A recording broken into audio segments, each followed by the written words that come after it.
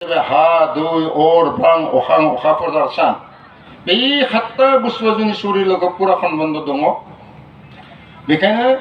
जोंनि शरीरखौ शुद्ध खालामनांगौबा हदाय निरामिस भोजि जानांगौ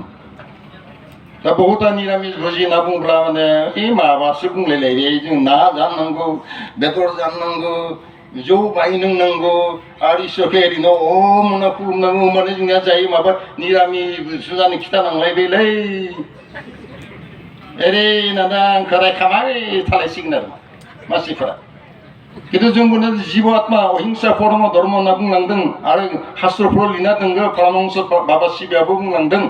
जे आहार शुद्ध सतशुद्ध ध्रुव स्मृति स्मृति लाभ सर्वग्रन्थियानां विप्रमक्ष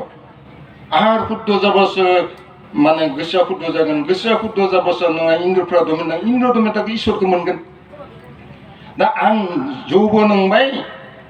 नाबो जाबाय बेदरबो जाबाय ओम बरदी प्राम ज्योति ब्रह्मनि स्वाहा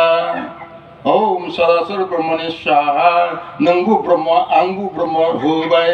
किन्तु आं ब्रह्म ना बेदर जायो थेवबो नों लादों ओरै जायो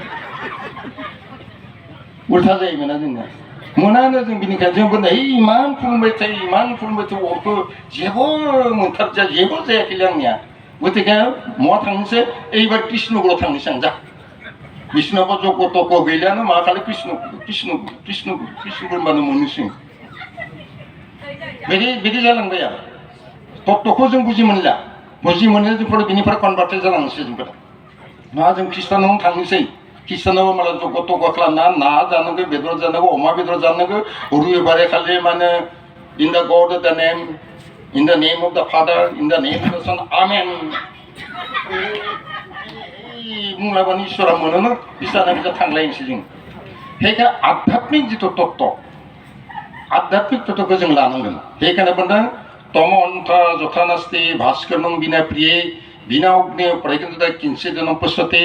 मातृ गर्भं बिना कान्ति उत्पन्न जथा भवेत् तत्व ज्ञानं बिनां दिवि तथा मुक्तिर्न जायते जेरैबायदि अर नङाबा ओंखाम संनो हाया मैगं संनो हाया थिग तद्रुतनेके आइनि गर्भवती नङाबा ना पुत्रखन माने हौवासा गथ' जायो ना हिन्जावसा गथ' जायो जेबो जाया बेखायनो मा होनना बुंदों जे सूर्य उदय जायाबा जेरैबायदि आन्धारा तरि ना जाय थिग तेनाव तत्व ज्ञान जुदि जायाबा खुनु भक्त सिद्धि जाया होनना बुंदों बेखायनो हदाय जों तत्वखौ नायग्रोनांगोन जों हसाके जों बबे लाइनथिं थांदों जोंनि लाइना खसा ना मिसा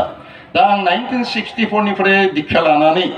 गुरु गियानिफोरजों लोगो गिदिंनानै आं जिथु मोनदांदों जे जोंफोर एकदम बिराद सौभाग्यवान मानव आसलते मानव जातिनि भितराव जों सौभाग्यवान होननानै बुंदों मानोना जोंनि जिथु प्रत्यक्ष भगवान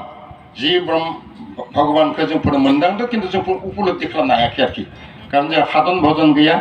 बा